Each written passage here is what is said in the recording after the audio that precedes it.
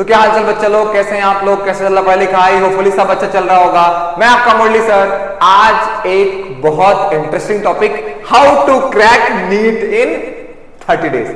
आपको लग रहा होगा सर तो बहुत इम्पॉसिबल बात कर दी आपने, ठीक है, बट हमारे पास जितना भी टाइम बचा है उसको बहुत अच्छे से यूज करके और उसमें से मैक्सिमम मार्क्स कैसे निकाले और कैसे सिलेक्शन ले नीट में, हम इस टॉपिक पे बात करेंगे।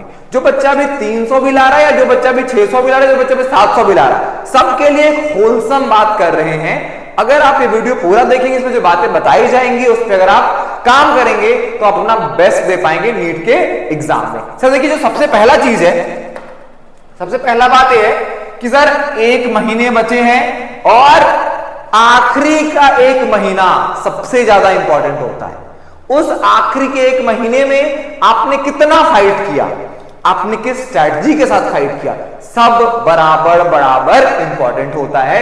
तो यहां पे टाइम तो सबके पास उतना ही है, स्ट्रैटेजी सबसे ज्यादा जरूरी है।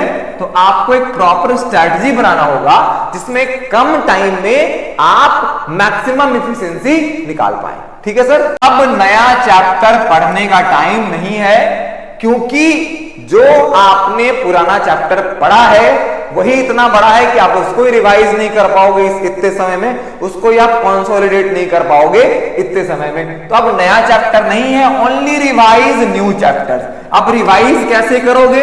तो सर रिवाइज करने के लिए अगर आपने शॉर्ट नोट्स बना रखा है तो बहुत अच्छी बात है, हमारा भी फ्लैश कोर्स का वीडियो जा रहा है, आप उसको भी यूज कर सकते हैं। अगर आपका शॉर्ट नोट्स नहीं बना है कोई बात नहीं है सर, आप अपना जो नोट्स है उसको फॉलो करिए। एनसीईआरटी में जो इक्वेशंस है, जो क्वेश्चंस है, उसको फॉलो करिए और पीवाईक्यूज करिए। इससे ज्यादा कुछ नहीं करना है। हर चैप्टर में आप 3 से 4 घंटा यहां देंगे, 2 से 3 घंटा आप यहां देंगे और 1 घंटा आप यहां देंगे। हर चैप्टर में अगर आप जोड़ घटाव करोगे तो आपको इतना ही समय मिलेगा, 6 घंटा से ज्यादा आपको हर चैप्टर के लिए अब नहीं मिल रहा, ठीक है। तो सोर्स को बहुत लिमिटेड करिए, जो पढ़ रखे हैं वही सोर्स को आपको बार बार करना है, ठीक है। चलिए आगे बढ़ते हैं कि देखो यार, जो नीट है ना, नीट अपना क्वेश्चंस बार बार रिपीट करता है। क्वेश्चन सरफेस पे आता है, क्वेश्चन इन डेप्थ घुस के बहुत कम आता है, ठीक है। तो अगर आप डेली 1 to 2 मॉक टेस्ट देंगे, जो लर्निंग एंड में हम अपने बच्चों के लिए डेली करवा रहे हैं, daily mock test 9 AM to 12:30 AM बच्चे डेली मॉक टेस्ट देते हैं हमारे यहाँ। तो आप भी अपने लाइफ में 1 से 2 मॉक टेस्ट डेली दो। अगर आप नंबर ऑफ क्वेश्चन का बात कर रहे हैं तो सर आप डेली 600 क्वेश्चन करिए डेली, ठीक है। और अगर आपको कॉन्सेप्ट सीधा सीधा समझ में नहीं आ रहा है, अगर आप क्वेश्चन में कहीं फंस रहे हैं, उसके थ्रू कॉन्सेप्ट ठीक करिए, ठीक है। तो हो सकता है कि अगर आप इतना क्वेश्चन करोगे नीट में कहीं ना कहीं यही सारा सवाल आएगा। पिछली बार भी बच्चों ने ऐसा बोला सर कि लास्ट में हमने जो 1 महीने डेली फुल लेंथ टेस्ट दिया उससे सारे question, almost every question match कर गया। तो आप जो मॉक टेस्ट देंगे उस मॉक टेस्ट को आप एनालाइज भी करिए, इसमें नंबर कितना आ रहा है, इस नंबर के चक्कर में आप मत पड़िए। जो सवाल आपका गलत हो रहा है, जो आपके मिस्टेक्स हो रहे हैं, हर बच्चा जो भी 500 550 भटक रहा है उसका 20 से 25 मिस्टेक हो रहा है। 20 से 25 मिस्टेक अगर आपका हो रहा है मतलब आप 125 नंबर गवा दे रहे हो।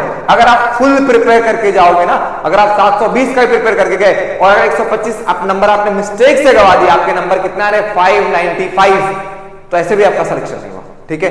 तो मिस्टेक्स कम करने पे कोशिश करो। बोलो सर कैसे मिस्टेक कम होगा, उसके बारे में हम वीडियो के लास्ट में बात करेंगे, ठीक है। आगे बढ़िए सर, यही है लास्ट के समय में आप क्या करिए सर, आपको स्ट्रेस कम करना है। आपने जो भी पढ़ा, आपने जो भी किया, स्पेशली आखिरी के दिनों में 1st में to 4th में अपने भगवान को याद करिए कि हे भगवान सब कुछ तुम्हारे हवाले, ठीक है। आपके चाहने ना चाहने से कुछ नहीं होने वाला है। आप अपना ख्याल रखिए, आप मेडिटेट करो, ठीक है। आप थोड़ा शांत बैठो, खुद को चिल करो, ठीक है। चिल रखना सबसे ज्यादा जरूरी है, क्योंकि अगर आपका दिमाग शांत रहेगा तो आप प्रिपरेशन आज से नहीं कर रहे हो, कोई बच्चा 2 साल से पढ़ रहा, कोई 3 साल से पढ़ रहा, कोई 4 साल से पढ़ रहा, अगर आपका दिमाग शांत है, हो सकता है जो चीज आप 4 साल पहले पढ़े हो वो आपके सबकॉन्शियस माइंड में और वो आपको याद आ जाए एग्जाम वाले दिन, ठीक है। अगर आप पैनिक मोड में रहोगे तो वो सबको याद ही नहीं आना, आज का पढ़ा हुआ कल याद नहीं आएगा, ठीक है। तो आप अपने दिमाग को एकदम शांत रखो, एकदम कूल, एकदम काम, एकदम कंपोज, क्योंकि रिजल्ट आपके हाथ में नहीं है, आपके हाथ में मेहनत करना है। एंड ट्रस्ट मी, आपने अपना बेस्ट दिया, आपने अपना बेस्ट मेहनत किया आने वाले लास्ट 1 साल या फिर आने वाले लास्ट जो भी बीता है लास्ट 6 महीने में, ठीक है। तो आपको बिल्कुल स्ट्रेस रिलीज करना है, एकदम चिल हो जाइए। अभी आपके पढ़ने ना पढ़ने टेंशन लेने से आपके रिजल्ट में कोई खास फर्क नहीं पड़ना। और एक और बात समझ लो यार, तुम्हारा नीट हो रहा है, तुम्हारा नीट नहीं हो रहा है, कुछ खास फर्क नहीं पड़ रहा अपनी लाइफ में। तो इस बात के लिए तो पहले प्रिपेयर हो जाओ कि नीट नहीं होगा तो कुछ नहीं बिगड़ेगा, और नीट हो जाएगा तो फिर भी कोई बहुत अच्छा नहीं होने वाला, ठीक है। Life is a big exam, तो be prepared for the exam of life, ठीक है। नीट हो रहा नहीं हो रहा कुछ ज्यादा अंतर नहीं होगा, ठीक है। तो ठीक है, यही हमारा प्लान है। आप जल्दी से सिलेबस निपटाइए 10 अप्रैल तक, 1-2 दिन में इंपॉर्टेंट टॉपिक्स मार्क करिए। दूसरा कि डेली 2 से 3 मॉक टेस्ट दीजिए, अगर पॉसिबल है 600 क्वेश्चन डेली करिए।